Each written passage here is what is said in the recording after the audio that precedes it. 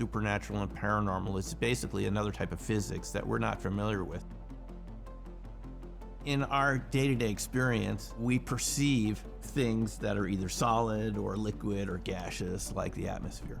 And we're also aware of other states of matter, like plasmas, which is the next state of matter, which is ionized gases, and we see those in fluorescent light bulbs and in lightning.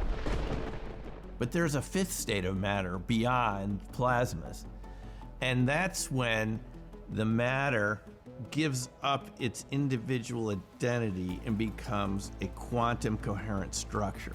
And all the particles now are at the same temperature and the same frequency. When they do this, they can change states and do things that ordinary matter can't. For instance, the ordinary matter that we're used to just can't become invisible like that. The chair is not going to disappear, but coherent matter can work in ways that ordinary matter can't because it's based on quantum principles. So it can easily go into what's called a cloaked mode. And the reason we know this is true is because people who've worked in the CIA have come forward to talk about this. We know the Department of Defense monitors the US for all sorts of abnormal, out of the ordinary types of matter and energetic properties that would maybe indicate that there's been some sort of attack on the US or something that gives them an indication that something's off. So that's a type of matter where it's beyond our ordinary sensory ability for you and I to see, but with the special equipment, you can pick it up, you can detect it. You sort of have to wonder whether there's other types of life out there that's already, using those states of matter, that's sort of interacting with those states of matter, maybe even based in those states of matter that's already indigenous to the Earth. And that's how you kind of get into this discussion of dark matter relic neutrinos. The relic neutrinos are something that's really interesting that we've only learned about recently. Those are the original radiation from the cosmic background from the time of the Big Bang. These are particles that decoupled from the rest of the universe, we're told, 1 second after the Big Bang. And they're still radiating down on the Earth because they're coming from the far edges of the cosmos. Why relic neutrinos matter to us is their wavelength is big enough to interact all the way up from the subatomic to cells. We're interacting all the time with energy that's coming from space that's invisible but has a slight energetic effect, and scientists generally agree it's a small component of what we call dark matter.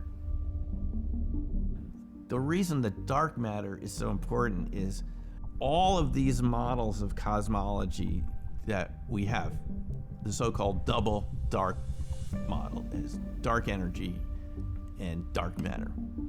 These models say that there has to be another type of matter out there that we can't interact with directly, but we interact with gravitationally, and that there's something like 10 particles of dark matter for every particle of regular matter that we see. So if you look around the room, you look around the Earth, you look around the universe, you think you see what's going on, there's 10 times as much matter that you don't see. That means that we're interacting with something all the time. It's probably absolutely critical to biological life to have this energy source from relic neutrinos. There's actually more to it than that, because we emit the same wavelengths, again, from our body, from biological interactions. This has been referred to as chi energy. The reason this all matters is because this gives us a particle that can drive cold fusion reaction. And initially, when we heard about cold fusion from Fleischmann and Pons in '89, the theory was not developed enough. There were people working on it. It goes back quite a ways, but we didn't hear about it. It's highly likely that there are life forms out there right now that are already using this and getting all of the benefits of coherent matter that our own defense contractors are filing patent applications for. I mean, if you have companies like Lockheed Martin and others filing patent applications for coherent matter, and they're telling you, okay, it's going to allow us to cloak We're going to have teleportation. We're going to be able to influence things at a distance. We're going to use this for directed energy weapons. And it's in this patent that the patent office takes 10 years to approve for Lockheed Martin. It's approved in March 2021. If they're getting patents in coherent matter, I guarantee you there's other life forms out there that already know how to do this, and they're using cloaking, they're using teleportation, and all the other sorts of really interesting quantum effects that have an evolutionary advantage in survival with other life forms, other organisms, the ecosystem that you're a part of. And the reason you would expect that, it's very simple. Nature doesn't waste anything. We know from every single thing we've ever looked at that nature doesn't waste any energy. It recycles everything that it can, in our bodies, in any biological system for maximum efficiency, right? On one hand, they've been telling us, cold fusion, that's not real. That's a fantasy, it's junk science, but we want a patent in it. You can't have it both ways. So I think we can see what's going on here. There's a level of science, maybe it's classified, maybe it's not, that has to do with creating other states of matter.